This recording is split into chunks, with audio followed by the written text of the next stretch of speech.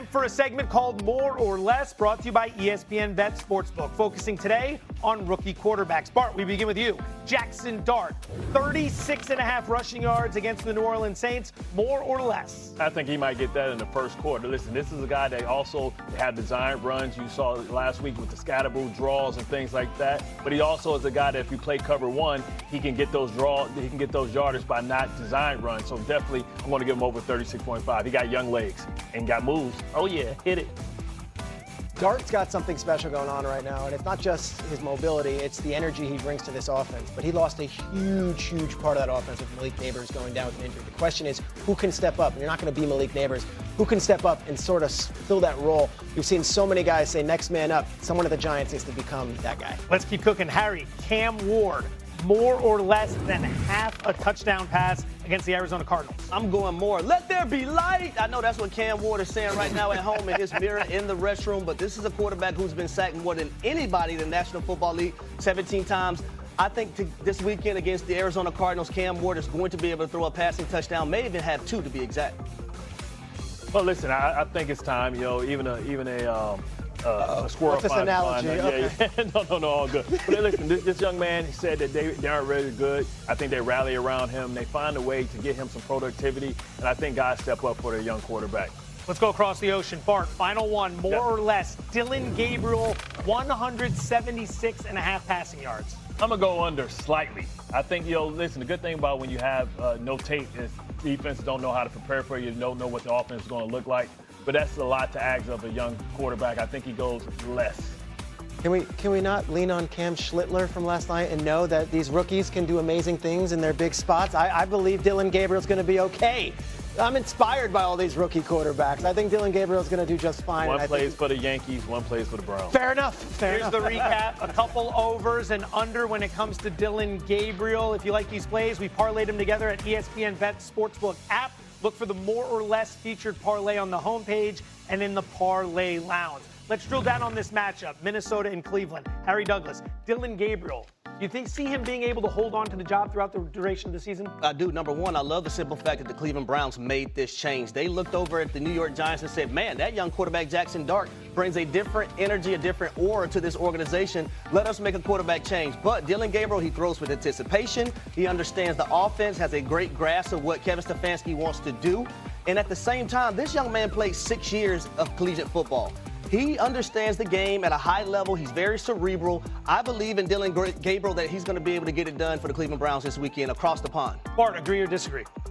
I think he'll fare himself well. They're going to lean on this great defense. When you got a defense like that, you don't have to try and win the game by scoring a lot of points. You let other teams lose it. And I think when you think about all the injuries that the offensive line for the Minnesota Vikings have, Myles Garrett's going to eat. Listen, the Cleveland Browns have one of those throwback defenses that can turn your water off. And I think, they eat a lot this week. I think they lean on the run game, and this young guy gives them a lot of spark. We're going to see what happens when Minnesota sits over there for 2 weeks, how those effects. Are they going to be the fresher team, more acclimated to the time, or is Cleveland going to come over there juiced up? Peter, what are you hoping to see from Dylan Gabriel? Well, it's a big ask because Bart's right. The Vikings were out there for the Ireland game. They stayed out there all week. They're acclimated to the European time zone. They're ready to go. And Dylan Gabriel becomes the first rookie quarterback in NFL history to make his first start overseas. This is not ideal. They're dropping him in an unnatural place where he's not going to be comfortable. That said, what you don't know, you don't know. Maybe it's the best thing possible. Just throw him into the mix and let's go. I've spoken to Browns sources. Here's what they will say. This guy is mobile. He can move. That was something that wasn't really there with Flacco. And if Flacco's the 41-year-old veteran quarterback, what you're asking Flacco to do is limit the turnovers. Don't kill us. And Flacco threw 3 picks last week. So at this point, let's give Dylan Gabriel a shot. To Harry's point, 64 collegiate starts. He's seen it at all different levels. He's seen it at multiple schools.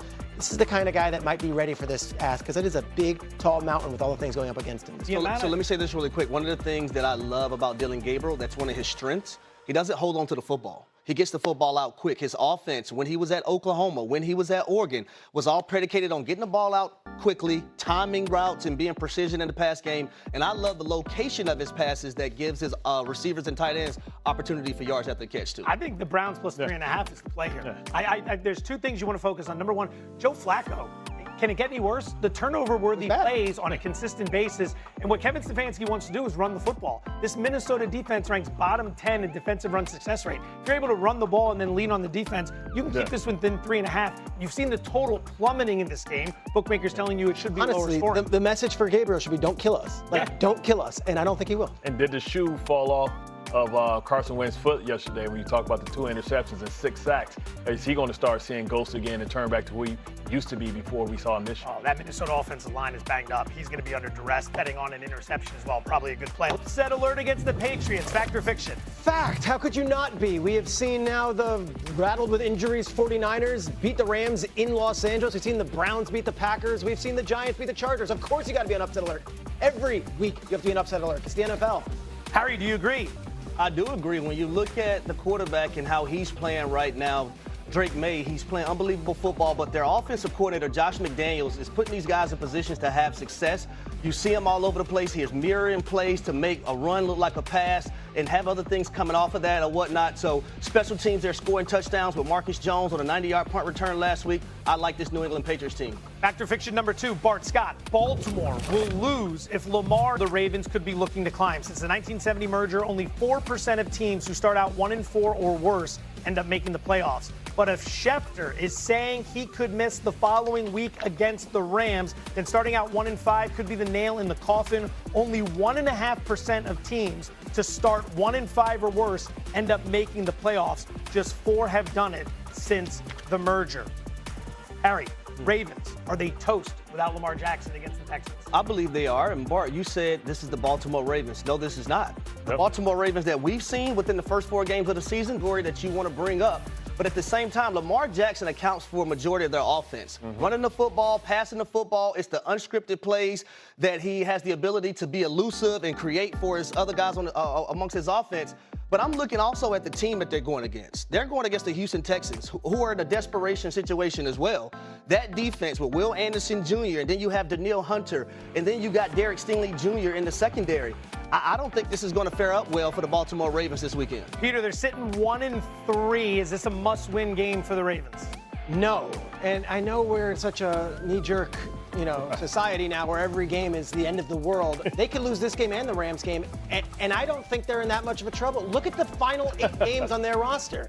Browns, Jets, Bengals, Steelers, always going to be a tough match.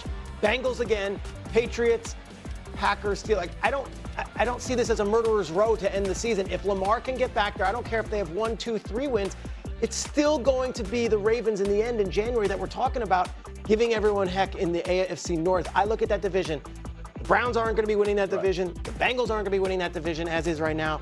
It's going to be them and the Steelers, and I don't know, are the Steelers running away with this thing? I'm not so sure about that. Brand and culture always matters, right? And the Ravens just need to remember who they are. You said something very important. You said that Lamar accounts for, 70% of their offense. That's the problem right now. Because when you look at it, they have one of the best running backs in the game.